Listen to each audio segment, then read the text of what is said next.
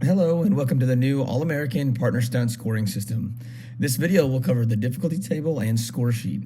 Maddie and I have created this new score sheet to eliminate the confusion that we are all too familiar with when it comes to competition results and legalities. It implements a uniform system for athletes, coaches, and staff to follow for fair competition to take place.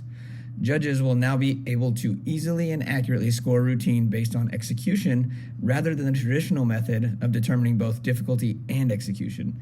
This will greatly reduce the subjectivity that often comes with cheer competition. And finally, this score sheet will allow all members of the cheer community to push cheerleading toward a much more fair, competitive, and athletically healthy direction. Before we get too deep, just a brief legal note here. The documents to be discussed in this video are subject to copyright protection, and any attempt to distribute or copy these documents without authorization is strictly prohibited and may result in legal action. The topics to be discussed are shown here, and timestamp for this video if you would like to jump to any specific section. We will discuss the difficulty table and the score sheet. Let's take a look at the goal of this video. Here's a score sheet that we hope to create. We will take a step-by-step instruction on how we got there, but sometimes having a visual of the final product helps. Here is a look at the Partner Stunt difficulty table. After much research and development, we have created a table that lists each skill, modification, and dismount while associating a difficulty score to each element. We are aware that this table does not include every Partner Stunt element ever thought up. We have a process in place for adding, removing, or changing elements on this table. This is something that will be covered in a later video.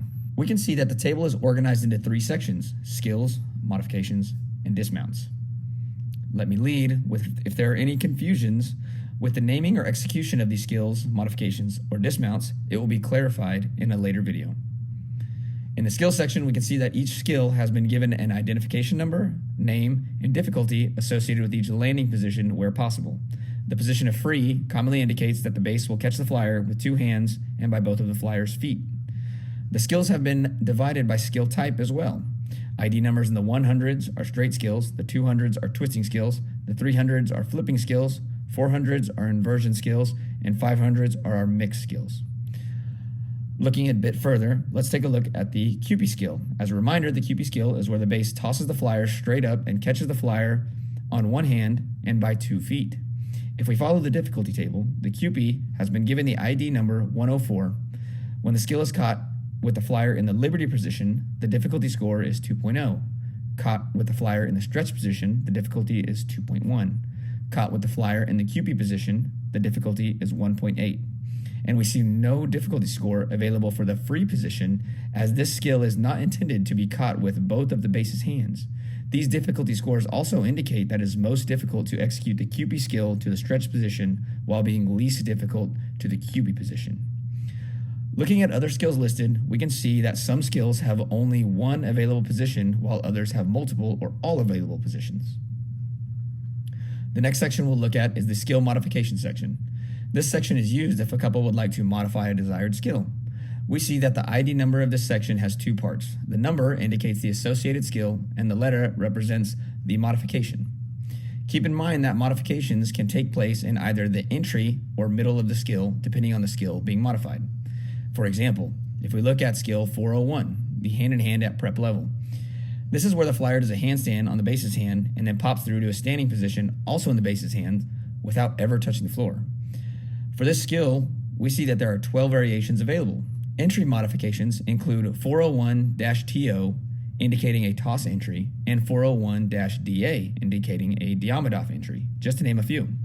Modifications that take place during the skill include 401-PR, indicating a pirouette, 401-ST, indicating a stag, 401-FF, indicating a full defeat. The final section is the dismount section. In the dismount section, we can see that each dismount has been given an identification number, name, and difficulty associated with each starting position where possible. The starting position of free, again, commonly indicates that the base and flyer will be connected by 2 hands and 2 feet. Again, we are aware that this table does not include every partner stunt element ever thought up. We have a process in place for adding, removing, or changing elements. That's going to conclude the review for the partner stunt difficulty table. Next, we will see how we will use this difficulty table to successfully fill out the score sheet.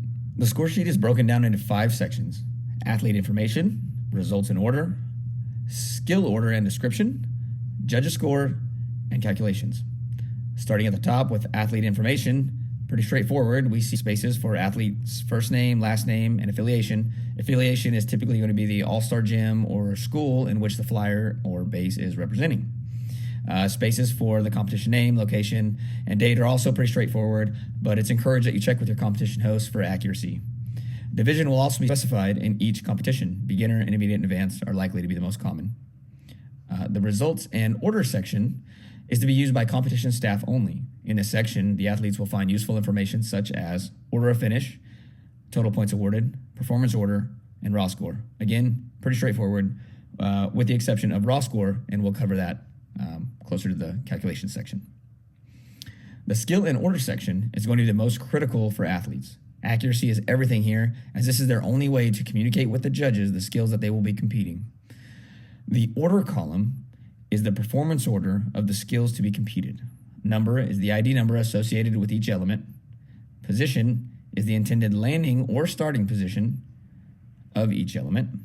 Description is the name of the skill. It's also expected that the athletes fill out the associated degree of difficulty with each skill, seen just to the right of the judges' score section. Now, let's walk through an example. If a couple's first skill is a prep level hand-in-hand to the liberty position with a pirouette modification, followed by a full down from the arabesque position. Referencing the difficulty table, we see ID number for the prep level hand-in-hand is 401. Since the skill is landing in the liberty position, we will use the associated difficulty of 2.4. The information from the difficulty sheet will be copied directly to the score sheet. Next, we will add the pirouette modification. Looking at the modification section, 401 modification for the hand-in-hand specifically, not to be confused with 402 modifications that are specifically for the extended hand-in-hand. We see a pirouette modification has ID number 401-PR and a degree of difficulty of 1.2. This information will be copied to line 2 of the score sheet as it is the second element of the routine. Modifications will use a dash for the position column, indicating no associated position. Finally, to add the dismount, the full down from the arabesque position. Looking at the dismount section of the difficulty table, we see that the dismount has an ID number of 901 and a degree of difficulty of 1.3. This information will be copied into line 3 of the score sheet as it is the third element. Follow the same process for adding each additional element, and I can't stress how important it is for this information to be accurate. Again, this is the only communication that the athletes have to the judges, communicating what they will be competing. We'll see later how inaccuracies directly impact the athletes. The judges' score section is going to be for judges only. This is where the judges will record their execution score for each element. Possible scores can range from a low of 0 for failed or incomplete elements to a high of 10 for elements executed in a near perfect fashion. There is space for up to 9 judges. A minimum of 3 is highly encouraged, but ultimately the number of judges will be at the discretion of the competition host. Each judge will also give a score for performance and overall impression. This score, again, can range from a low of 0 for dry or dull routines to a high of 10 for enthusiastic or high energy routines. Next is the calculation section. This section is reserved for competition staff only. Judges' scores will be averaged and then multiplied by the degree of difficulty. The results of this calculation will be the points awarded for each element. Summing the points awarded for each element will give the total points awarded.